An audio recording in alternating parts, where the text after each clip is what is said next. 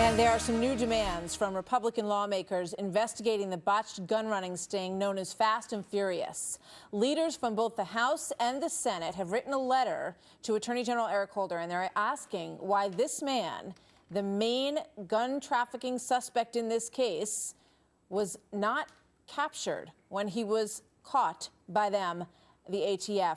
And that is one of the biggest questions of all of this, because he was the main target of this whole investigation. So let's bring in Congressman Darrell Issa, who has been obviously very much in the lead on this. He is one of those Republicans who's asking for more information from Attorney General Holder. He's also the chairman of the House Committee on Oversight and Government Reform. Congressman Issa, welcome. Good to have you here today. Well, Martha, thank you for continuing to cover this as we get sort of to the end of our patience with the Justice Department that just last Friday gave us 350 documents out of some 75,000 documents still due. Most of those documents, as we've gone through them, we discover were basically off of public websites. This is frustrating people in both the House and the Senate, and we're reaching out right now to the 31 Democrats who asked the Attorney General in their letter to cooperate, who I believe agree with me that he's just not doing it. You know, you have really nailed down all the timelines on this in terms of when Eric Holder at least publicly admitted that he knew about this program. And it seems that, you know, the initial impetus was to allow these guns to cross the border in order to have the guns lead them to some of their top suspects and figure out what was going on with the drug cartels. So this man, Manuel Fabian Celis Acosta, was the #1 target. So why, when they had him, did they let him go?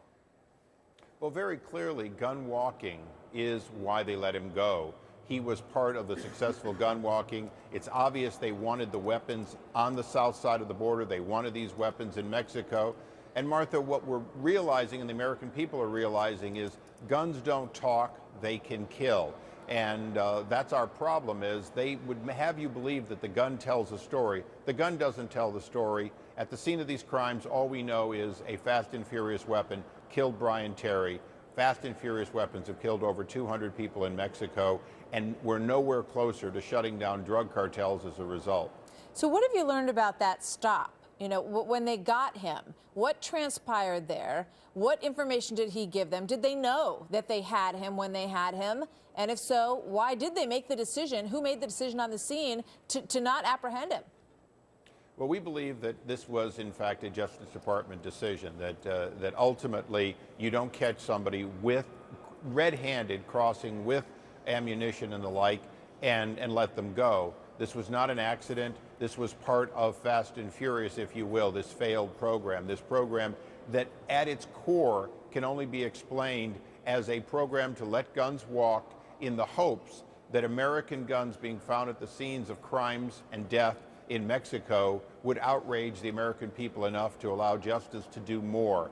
That concept is at the core of Fast and Furious. We believe that always was. Ultimately, we know that Lanny Breuer, Jason Weinstein, and people that directly deal with Eric Holder every day knew enough that Eric Holder either knew or should have known, and ultimately he has to be accountable for firing nobody in his offices so far over this. Yeah.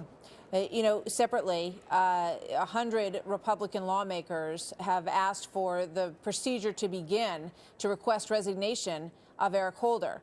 Where do you stand on that issue?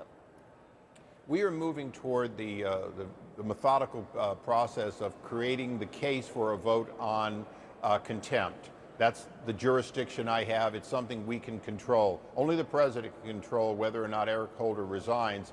We can control whether or not we hold Justice and Eric Holder in contempt for willfully and for almost a year refusing to answer Senator Grassley's lawful request or our committee's request in any thorough way. Congressman Issa, thank you very much. Good to speak with you, sir.